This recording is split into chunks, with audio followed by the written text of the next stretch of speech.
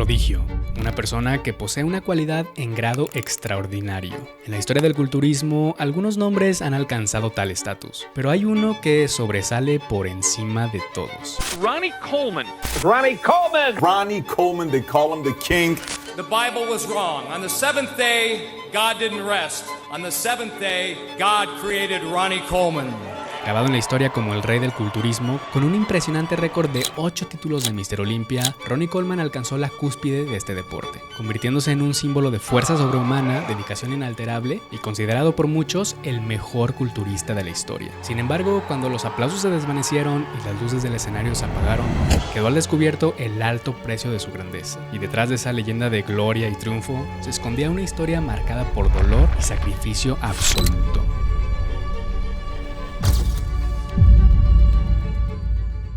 Esta historia comienza un 13 de mayo de 1964 en Monroe, Luisiana, Estados Unidos, donde nació Ronald Dean Coleman, criado por una madre soltera en un modesto hogar y una ciudad que es considerada una de las más pobres de Luisiana. Desde una muy temprana edad ya podía notarse la genética privilegiada de Ronnie, aunque él no tocaría una pesa hasta más tarde en su vida, pues su pasión inicial era el fútbol americano, y para el cual también mostraba un talento. Al llegar a la preparatoria se había convertido en un linebacker excepcional, y fue esto lo que le ganó una beca en la Universidad Estatal de Grambling, donde estudió contaduría. Aquí Ronnie comenzaba a implementar entrenamiento de fuerza como un complemento a su entrenamiento de americano, siempre teniendo un enfoque en los levantamientos básicos y practicando powerlifting.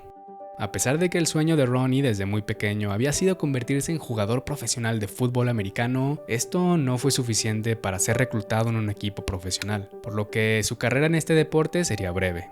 Ronnie probó ser un excepcional estudiante, graduándose con honores, pero estaba teniendo serios problemas para encontrar un trabajo como contador, así que se vio obligado a tomar un trabajo para la cadena de comida rápida Domino's Pizza. Las dificultades económicas que estaba atravesando eran tan graves que Ronnie dependía de la pizza de cortesía que la empresa le ofrecía para poder alimentarse, y de esto consistía su dieta diaria.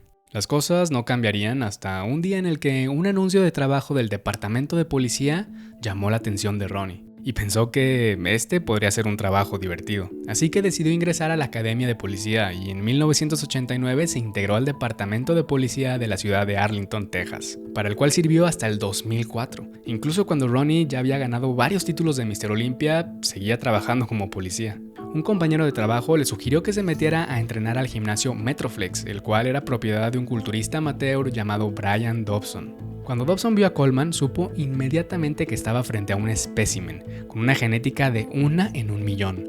Pues Coleman seguía entrenando powerlifting con el único objetivo de trabajar la fuerza, pero su físico ya era impresionante, por lo que Dobson le ofreció a Coleman una membresía gratuita de por vida si le permitía entrenarlo para la próxima competencia de culturismo Mr. Texas de ese año. Coleman no estaba muy convencido ni entusiasmado de competir en fisicoculturismo, pero aceptó la propuesta con tal de obtener la membresía gratuita, pues su situación financiera todavía no era favorable.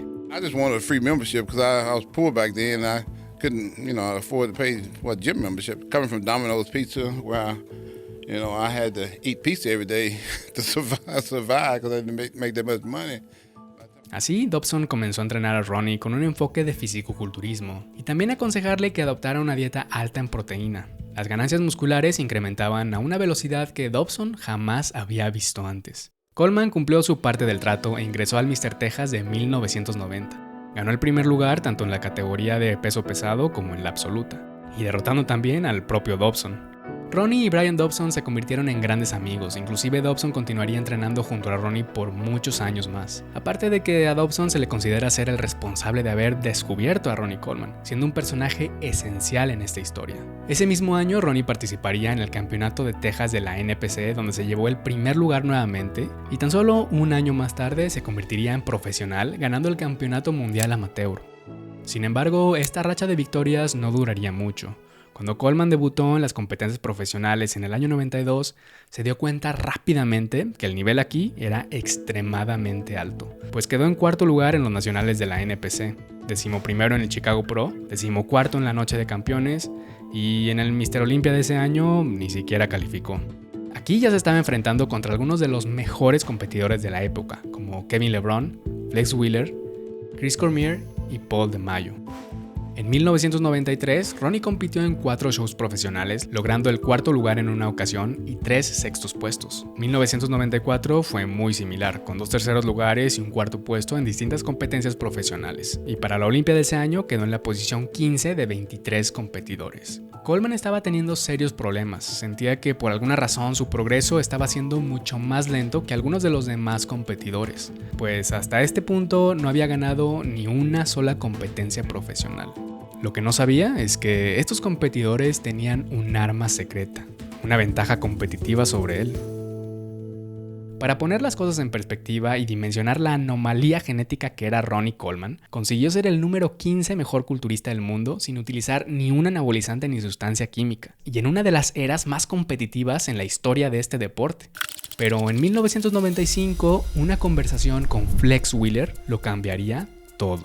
Al final de una competencia, Ronnie se acercó a Flex. Le expresó su frustración de no poder ganar shows profesionales y le preguntó directamente cuál era su secreto. Flex, quien era considerado uno de los atletas más talentosos y estéticos de su tiempo, no dudó en responder con sinceridad. Le explicó que si realmente quería ser competitivo en el nivel más alto del culturismo, tenía que empezar a hacer algunas cosas que los mejores ya estaban haciendo. Coleman, con su característico espíritu de disciplina y determinación, escuchó atentamente mientras Wheeler le mostraba el otro lado del deporte. El uso de anabolizantes y otras sustancias que permitían a los competidores alcanzar un tamaño y una definición imposibles de lograr solo con entrenamiento y alimentación. Flex no solo le habló sobre estos compuestos, sino que procedió a darle una lista completa de cada una de las sustancias utilizadas en la élite del culturismo. Para Ronnie, quien hasta ese momento había confiado únicamente en su genética superior y su ética de trabajo inquebrantable, esta conversación representó un punto de inflexión, no porque dudara de su capacidad, sino porque entendió que si quería estar a la altura de los mejores, debía entrar completamente en el juego. Lo que nadie imaginaba era que lo que estaba por suceder no solo representaría un antes y un después para la carrera de Coleman, sino también para todo el deporte, y quedaría grabado en la historia del culturismo para siempre. Ese mismo año Coleman compitió en la Copa Pro de Canadá, llegó con un mayor tamaño y definición, era evidente su forma mejorada, y así por fin consiguió su primera victoria profesional, y esto marcaría el inicio de su ascenso a la cima. Ronnie Coleman had a slow start in the professional bodybuilding ranks, but is now a dominating force. En el Mr. Olympia del 96, Ronnie quedó en 7º lugar, y aunque estaba progresando de forma acelerada, su camino no estaba libre de obstáculos, pues hubo un competidor que lo hizo cuestionar todo, inclusive su misma determinación de dedicarse al culturismo. En 1997, Lee Priest estaba teniendo uno de sus mejores años competitivos, pues a pesar de ser un competidor de una estatura considerablemente menor a los demás, presentaba una simetría y proporciones prácticamente perfectas, y tampoco le faltaba tamaño muscular. En 5 competencias distintas ese año, Ronnie no pudo vencer a Lee Priest. Esto lo llenaba de frustración a tal grado que cuestionó si realmente estaba hecho para esto, y si el culturismo verdaderamente era su camino. No podía comprender cómo un competidor mucho más pequeño y ligero podía representar un desafío tan grande. I think you lost 5 times that year to him, or the year before, to Priest. It was like 5 different events that had happened to. I was 5 times depressed. 5 times. Su moral estaba tan baja que para el Mr. Olympia de ese año, Ronnie retrocedió al 9º lugar, y justo cuando estaba considerando dejar por completo el deporte, su novia de ese momento lo hizo entrar en razón. No lo dejó renunciar y lo animó para que compitiera un año más. Así, Ronnie decidió participar en el Gran Premio de Rusia de la IFBB. Allí arrasó por completo y consiguió el primer lugar. Esto fue una chispa que le regresó la motivación, y ahora nada lo detendría. El año de 1998 llegaba y el culturismo estaba por cambiar para siempre. Debido a múltiples lesiones, el 7 veces campeón del Mr. Olympia, Dorian Yates, se retiraba, dejando el trono libre para una nueva generación de competidores. Por primera vez en 6 años, los aficionados estaban seguros de que habría un nuevo campeón. Había algunos favoritos, entre ellos estaban Kevin LeBron, Sean Ray y Flex Wheeler. Estos competidores ya formaban parte de la élite del culturismo con varios títulos importantes, incluyendo Arnold Classics, Gran Premios de la IFBB, y habían ya librado varias batallas por el título de Mr. Olympia. Muchos creían que Flex Wheeler se llevaría el título ese año. Possibly Flex could eke it out. Flex Wheeler. Flex Wheeler. Flex Wheeler. Flex Wheeler. Yes, sir. Flex.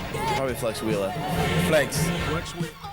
Ronnie, por el otro lado, todavía no era considerado un contendiente serio para Mr. Olympia, ni estaba en el radar de la mayoría, pero las cosas estaban cambiando. Ahora trabajaba con el entrenador Chad Nichols y había perfeccionado su entrenamiento, nutrición y suplementación especial. Los astros se estaban alineando para Coleman. Mr. Ronnie Coleman. Así, al llegar a la Olympia, Ronnie sorprendió a todos con un físico que es considerado por muchos el mejor que presentó en toda su carrera. Había conseguido un tamaño abrumador, pero con una definición y acondicionamiento superior al de los demás competidores. Por fin había afinado su físico. In second place, Flex Wheeler. Nadie podía creer lo que había sucedido. Ronnie Coleman había pasado de 9º lugar el año anterior a ganar el Mr. Olympia. Esto era algo nunca antes visto en el culturismo profesional. This is where I got my genetics from, right here, right here. This is why I'm the winner, right here. Chad, hey, we did it, baby, we did it, we did it. Para 1999, Flex Wheeler planeaba su venganza. Había llevado su preparación al máximo nivel y así consiguió llegar al escenario en la mejor forma de su vida. 7 kilos más pesado y con un mejor acondicionamiento que el año anterior. Ronnie, por el otro lado, había fallado en su puesta a punto, por lo que su físico en el escenario no era tan impresionante como el del 98. Incluso los demás competidores detrás del escenario sabían que nadie tendría posibilidad de ganarle a Wheeler ese año. Pero lo que ocurrió después se convirtió en uno de los momentos más impactantes en la historia del culturismo. Second place, Flex Wheeler. Cuando anunciaron el nombre de Flex Wheeler en segundo lugar, él le dio la espalda al público en señal de decepción, mientras Ronnie se desplomaba al piso entre lágrimas de alegría, y la arena del Mandalay Bay estallaba en una mezcla de abucheos y ovaciones. Wheeler aceptó la medalla de plata con un evidente disgusto, quitándosela del cuello al instante.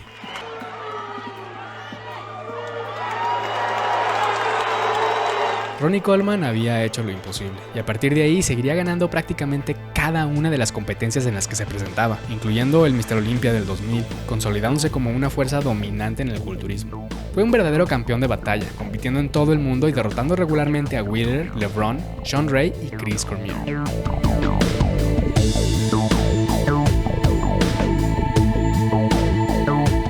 I won last year, so why change what works?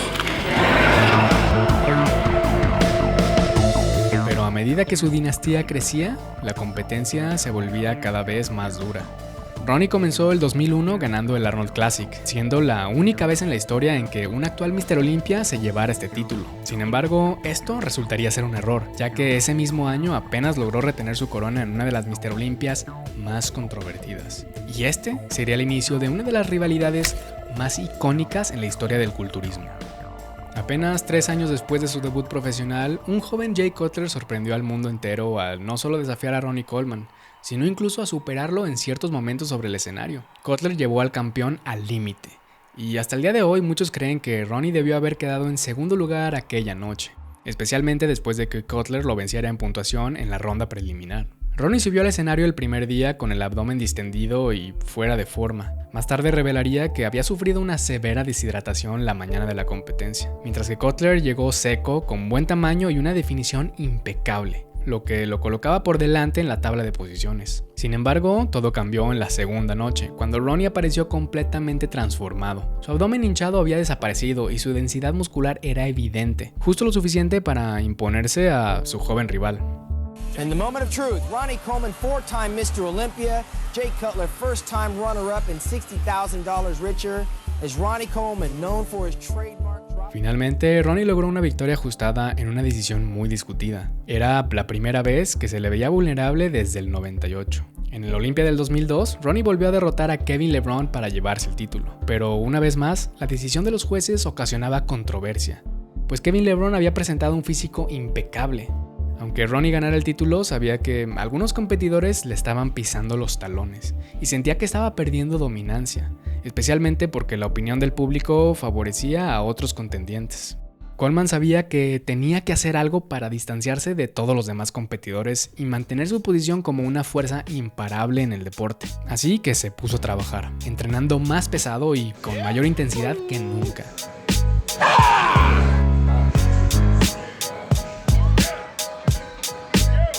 I was trying to distance myself from everybody else.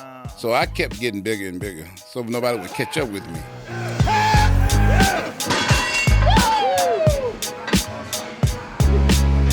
Al llegar a la Olimpia del 2003 con unos descomunales 130 kilogramos, reescribió las reglas del culturismo. Hasta el día de hoy, muchos consideran que junto con el del 98, su físico del 2003 fue el mejor de todos los tiempos. Jay Cutler volvía a dar batalla por ese título, pero no había mucho que pudiera hacer. Después del 2003, Ronnie había encontrado la fórmula perfecta: entrenar pesado, comer en grande y adquirir más tamaño que todos en el escenario. Y le funcionaba de maravilla. Give him a big hand. Big hand to Ronnie Coleman, Mr. Olympia 7 times. Tras ganar 7 títulos consecutivos, su confianza estaba en el punto más alto. Pero el cambio es inevitable, algo que se acerca sigilosamente cuando menos lo esperas. Y para el 2005, este cambio se sentía en el aire. Jay Cutler said you were 100% beatable. What do you say about that? I say Jay Cutler's smoking crack. He ain't in his right mind. Oh. Ese año Ronnie Coleman consolidaría su lugar en la historia, igualando a Lee Haney con la mayor cantidad de títulos de Mr. Olympia. Sin embargo, la amenaza a su trono nunca había estado tan cerca. Durante estos años, Jay Cutler se había quedado estancado como el eterno segundo lugar, siempre detrás de Ronnie.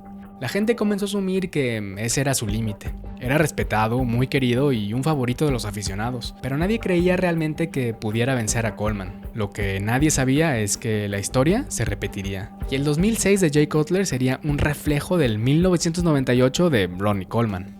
I'm going to take home my first Sandow trophy. I've been training for so many years. This is my destiny, and I think it's going to happen tonight. Mientras Ronnie ejecutaba una pose tras otra, algo quedaba claro: no estaba en su mejor forma. Jay, en cambio, había alcanzado su punto máximo. Su acondicionamiento y detalles eran impresionantes, y sobre la tarima reflejaba la confianza y la seguridad de un hombre que estaba listo para convertirse en Mr. Olympia. I will now announce the winner of the 2006 Mr. Olympia. The next name you hear will be the winner of the 2006 Mr. Olympia, Jay Cutler! En una de las mayores sorpresas de la historia del culturismo, el campeón reinante fue derrocado. Algo que no ocurría desde 1984, cuando Lee Haney ganó su primer título al vencer al entonces campeón Samir Bannout. A pesar de haber decidido inicialmente que la Mr. Olympia del 2006 sería su última competencia, Ronnie se subió a la tarima una vez más en el 2007, obteniendo el cuarto lugar. This is the best contest of my life. Regardless of my placing, I'm one of the happiest men in the world. Thank each and every fan out there for supporting bodybuilding and supporting me. I love y'all all. Y'all made me have the best life that I could ever have, and I could have never done it without y'all. Ronnie Coleman no solo aspiraba a la grandeza, sino a ser el mejor de todos los tiempos, pero alcanzar ese nivel de excelencia tiene un costo muy alto.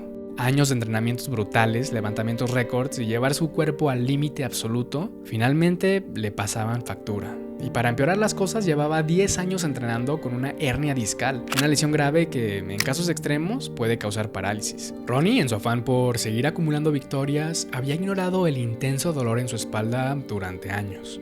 Desde su retiro en el 2007 se ha tenido que someter a 13 cirugías, incluyendo 8 de columna vertebral, las cuales son algunas fusiones espinales, un procedimiento en el que 2 o más vértebras se unen quirúrgicamente para estabilizar la columna, 3 cirugías de cuello y 2 de cadera.